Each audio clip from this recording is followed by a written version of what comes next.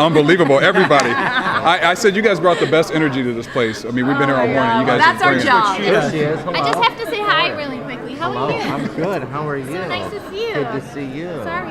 Yeah, no. Chick stick. Heidi, you and Mark. No, get over here. Get over. No, please. The more the merrier. The more the merrier. Bring you guys together. Yeah. Awesome. Thank you. Awesome. Thank you. Like, are we supposed to be mingling? I'm Kari. Hi, how are you? Kids used to go to school together. Hi, how are you? Hi. Hi, how you doing? Same We're team. in the same network. We're all in the same vibe. Same love. One family umbrella. Yeah, okay, cool. Ready? So rudely interrupted. No, it's all good. Hey everyone, you're watching Black Hollywood Live. I am very excited right now because I am with the cast of Sharknado 2. The anticipation for this movie is crazy, so we're excited to have you guys here, first of all. Tell us about what each one of your characters will be doing in the new movie. I'm this guy, family, childhood friend of all the main people in it, and New York guy, hanging out, trying to have a good time in the city, and then a Sharknado happens. I am saving my children from this catastrophic natural disaster, and I am one tough biatch. It's true. I am Finn, the lead character's best friend growing up, who happened to marry his sister while he was away. So there's some things, sort of little dynamics to uncover as he comes to New York City. Okay, and now this obviously was just a phenomenon, the first movie. Why do you think people just latched to it so much and just really just enjoyed the movie overall? Wait. What do you mean just a phenomenon? That's pretty much an oxymoron. It is a huge phenomenon, huge phenomenon, huge. It was simply just a better film than any other films out there.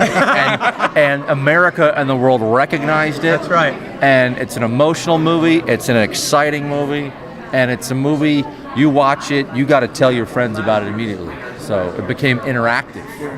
Someone made a really good quote. He said, it's a movie that doesn't know it can't do something.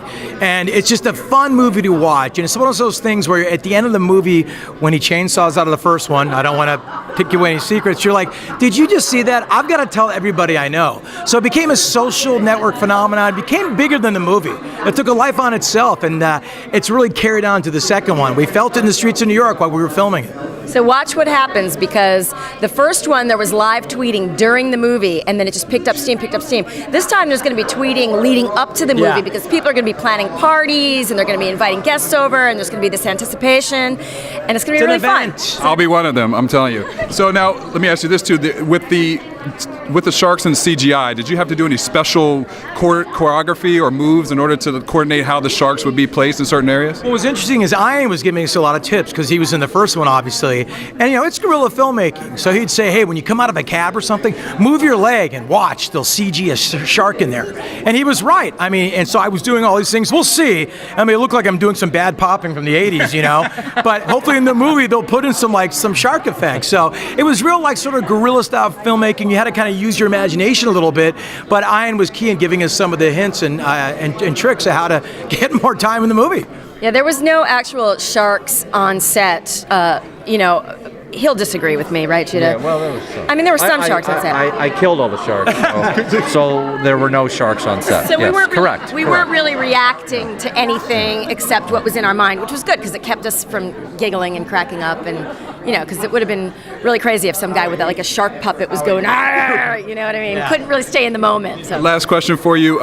In the first movie, we saw Ian Ziering kind of take a saw and saw his way through a great white shark. What would be your choice of weapon if Sharknado hit us right now? That's a good one. We saw the chainsaw work pretty well, but an AK-47 is going to do some damage too. Mine would be my acerbic wit. I think that would work really well. Slice right through him. Knuckles? It's all in the knuckles. Yeah. All in the knuckles. Well, thank you. Congratulations. We look forward to seeing Sharknado 2. What's the actual date when the movie is coming out? July 30th. July 30th. 9 p.m. Sci-fi. Sci-fi. Have a party. Invite your friends. I'll be there. Thanks a lot. Thanks, man. Yeah, good to meet you. Thank you so much. Pleasure.